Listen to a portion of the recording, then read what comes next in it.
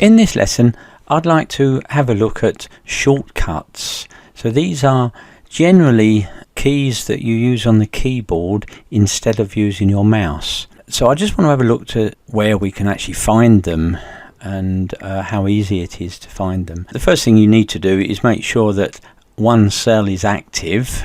It can be a cell with data in, or it can be a cell without data in, because when you're formatting at the top, you're formatting the cell rather than the data. In our case, I'm just going to highlight a range.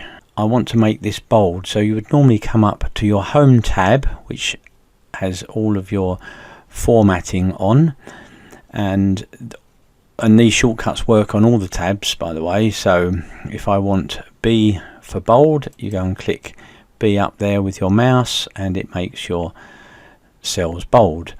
But if you want to know what the shortcut is for any of these commands, if you hover on the command, so we've got hovering on the B for bold, you'll see it pops up and says that it's bold and Control B is your shortcut. So you can do that on most of the commands up here. So if I hover over the I for italic, you'll see that Control I is your shortcut. If I hold my Control key down and press B, that makes the cells bold, and if I do Control I, that's made them italic. So you can do that for most commands, and if I go on to one of the other tabs up the top here, for example data, and when you hover over the tabs you'll be able to see if there's a shortcut. So sometimes there's not. So on this sorting data there's no shortcut. Refresh, you'll see that there is a shortcut, Control Alt and F5. So all you've got to do is hover over and see if there's a control shortcut. We'll just go back to the Home ribbon bar here. For those commands that don't have a control shortcut, so for example center align, if I hover over there it just pops up and says center, and left align, you can see that it pops up but no control shortcut. Of course this was invented before the mouse was being used, so there is actually a way of using every command and everything on a spreadsheet without touching your mouse. We use what we call key tips, and the way to get the key tips is by pressing your Alt key on your keyboard. So you just press it once and let go, and you'll see at the top of the screen I've got a lot of letters up the top here. These particular ones are relating to the tab names. So you can see you've got F for file, H for home, N for insert, let's go along here, P for page, L for developer, and so on. I'm going to press H on my keyboard, just tap it once and let go for the Home tab, and now you'll see all the key tips at the top here for every command at the top. Bold, instead of being Control B, you could do Alt H and then press number 1. So this is great if you're out without a mouse and you're with a laptop and your mouse pad's not working very well. You don't even have to remember these. You just press Alt and then just follow the letters through to the command that you want.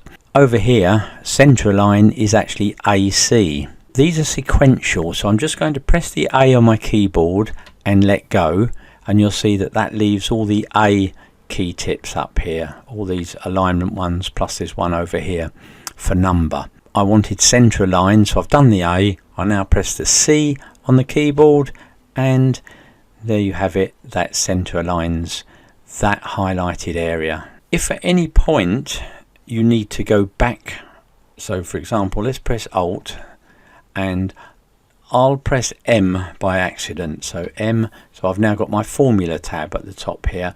But if I didn't want that, you press the escape key and that takes you back a level, and so you can now make another choice, maybe H for Home tab for example. But if you want to come out of the whole of the key tips, you just press escape and escape again, and we're back to a normal toolbar at the top there. Okay, so that's your control shortcuts by hovering over the commands, or your Alt key tips.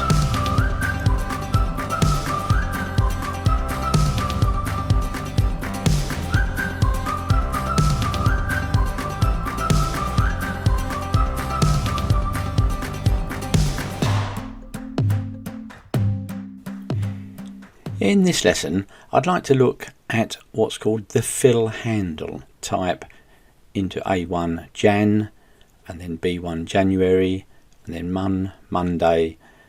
Put a date in to E1 with the forward slashes, and then invoice 1 or any text with a number after it, and then the number 1 on its own. And then click into A1. We've got three main cursor positions. If I hover over the middle of the cell, you get the white cross. It's like a white plus sign. That's your select cursor. If you then hover anywhere on the green line on the active cell, you get a black plus sign with 4 arrows on. That's your move handle. But the one that we actually want is the one right on the corner. So it's the bottom right hand corner. There's like a little dot there. Hover over that and you get just a black cross, like a plus sign. At that point, hold your left mouse button down and drag down, and when you let go of your left mouse button, Jan becomes Feb, March, April, and so on. So that's going up in what we call series.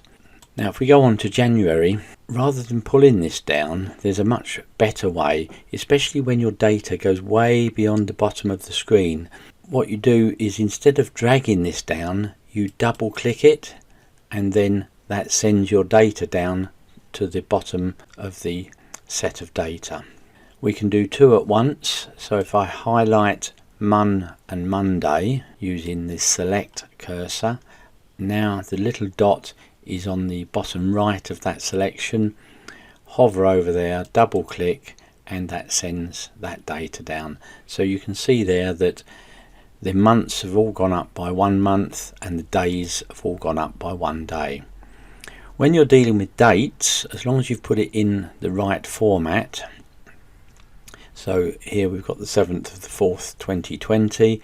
When I double click and send that down, each day goes up by 1 day. Then any text with a number after it. Now I've got invoice space 1, but you could as easily have invoice 1 with no space. When you send that down, the number goes up by 1, whatever number you've started at. The number 1 on its own will actually just copy down. That just fills down. There's different things that we need to do here. If we're dealing with numbers, for instance, I want the numbers to go up by 1, what you could do is put 1 and then 2 underneath it. Highlight both of those and then go to your fill handle and send it down.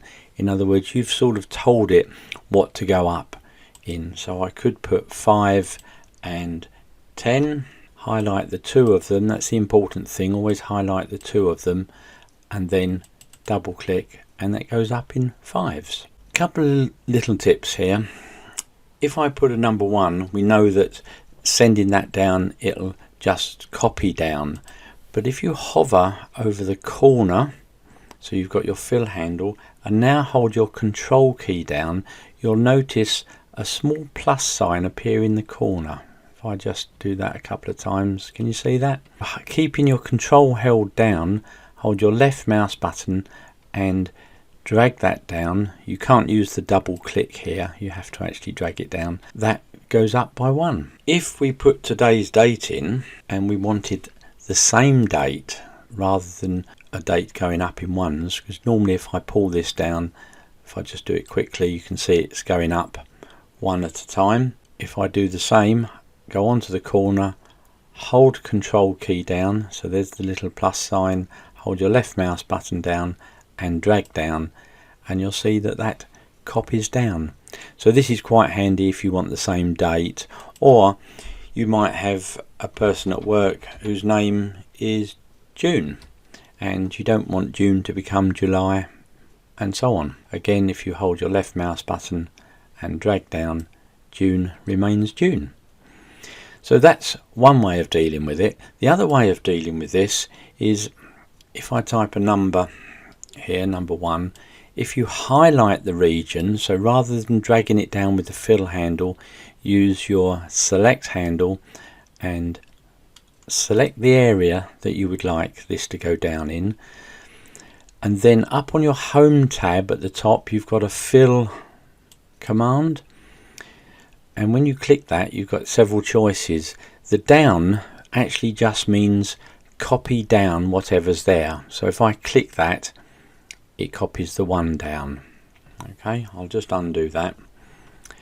But if I come down to series instead, you get this dialog box. Let's just pull it over here. And it's assuming you want a step value of 1. But let's say we want a step value of 3. You just type a 3 in. You can even tell it where to stop if you want to. Click OK and your numbers go up in 3s. So we can do the same with the date. If I put today's date in, highlight the region and then come up to our fill. So if I click down, that will copy the same date all the way down. But if I come down to series, you get quite a few good choices here. Let's just move this over here for you.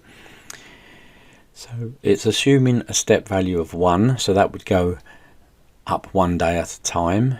But if I wanted that to go 7 days at a time, in other words, I want, let's say, week commencing dates or week ending dates, just put a 7 in there, click OK, and up it goes 7 days at a time. So let's just do another one, put another date in, highlight the region again. Let's assume we want to go up in series 1 day at a time, so the step value is 1, but we don't want weekends. So if I click weekday, click OK, there it goes up, and it should miss weekends. So let's take a look. 7, 8, 9, 10, and there we go. 13, 14, 15, 16, so it misses the weekend out. The key to this is remembering that when you click fill and series, you can have a play around with all this. You've got, if you want to go up a month at a time or a year at a time. We're going down in columns, but we could easily go across in rows. So always remember, highlight where you want it to go, click fill, click series, and then you can make your choice for how you want your series to go up. Remember, have a practice of that and just get used to using the fill handle where you're dragging down, using the double click, and then using the fill. One last little tip on copying down. If we put today's date in and then highlight the area, the shortcut for copying down is Control D. So hold Control, press D, you can see that copies the same date all the way down. Okay, remember, have a practice and see you in the next lesson.